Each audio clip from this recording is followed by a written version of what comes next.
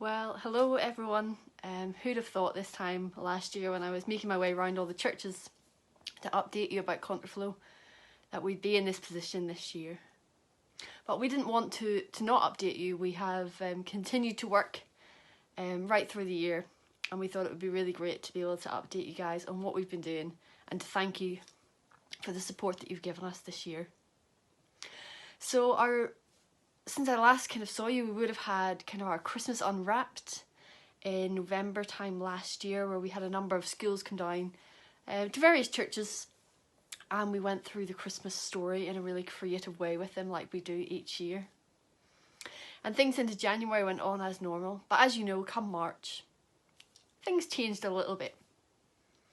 But thankfully we kind of saw it coming, and within a week of us going into lockdown, we had moved our 3 weekly groups online, and they continued to meet and continued to study the kind of programmes that they'd already been doing in a slightly different way via Zoom. We also managed to have our monthly group, but we didn't meet on Zoom. What we did was pre-record some videos for these guys, and we published them, and we delivered craft packs and activity packs to them so that they could engage with everything that was happening in the video. So we continued with that right through from kind of March to June, and alongside that we ran other things. So we had our Memorise Monday, where we encouraged everybody each week to learn a memory verse from the Bible. We had our midweek challenges, and you'll see some photographs appear on the screen just now as I talk. And those were, each week we set everybody a kind of family challenge that they could get involved in. We had building shelters, because God is our refuge and our shelter. We showed off our ridiculous cups and mugs, because it talks in the Bible about our cup overflowing when we're filled with God. And we had loads of things each week. And we had lots of great entries, and we awarded prizes at the end of the 8-week period for those who had kind of gathered the best total throughout the 8 weeks. We also had some family fun nights that we run every other week on Zoom, and those were great fun. And we had loads of kind of selfie entries that you'll maybe see some coming up now, where they were given a theme each week, and they had to come up with a kind of photograph that encaptured that theme. And alongside doing all this, I was helping out with SU Scotland, who were running Equip, which I had been part of up in Glasgow before lockdown, and we managed to run that online. And so myself and Jenny Hamill and a number of other volunteers continued that, with a number of young people from Helensburgh engaging with that material. We then hit kind of June, and things started to change. We looked towards summer, and we decided this year that we didn't want to not have Seaside Special. It had run too long for us to just give in because of lockdown. And so we created a slightly different version, and a definitely adapted version for online, where we recorded daily videos. We tried to involve a number of different people in that, and we encouraged families to sign up in advance so that we could deliver to their houses their crafts, their workbook, their kind of gospel that they would need to read the stories through the week, and a few other little bits and pieces in there. And we had 71 young people sign up for that from our primary school age range, which was wonderful. And to see the video watches each day kind of going up, knowing that families were at home and were engaging with this. We got photographs sent in from families, and it was wonderful to see. Then we had a Pulse, which was our kind of secondary school event, and we did that on Zoom, and we're so thankful to those who gave of their time. So Neil Allison came and did some drama with us.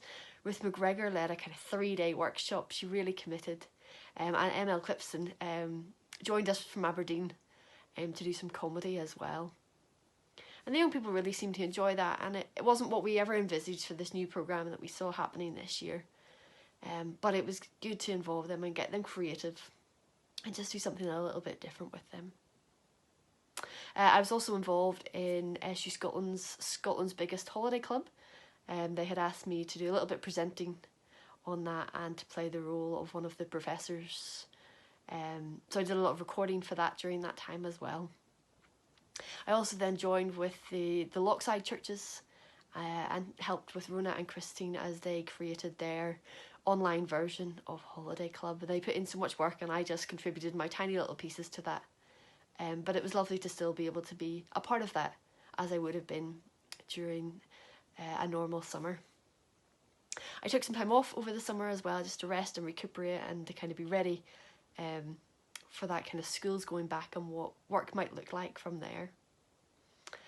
We started with our groups meeting outdoors, so we are very thankful to the Stewarts and the Worsfolds, who both gave us their outdoor space to use to meet for a number of weeks before permission was granted for us to be meeting indoors.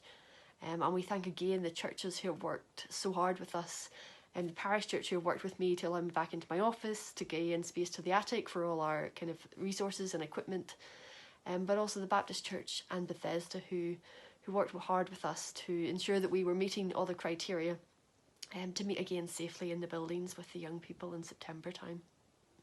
And that's been wonderful to see them. Some of them had disappeared during lockdown because they didn't enjoy Zoom, and so it's just been great to have them back. And we look forward to those groups each week.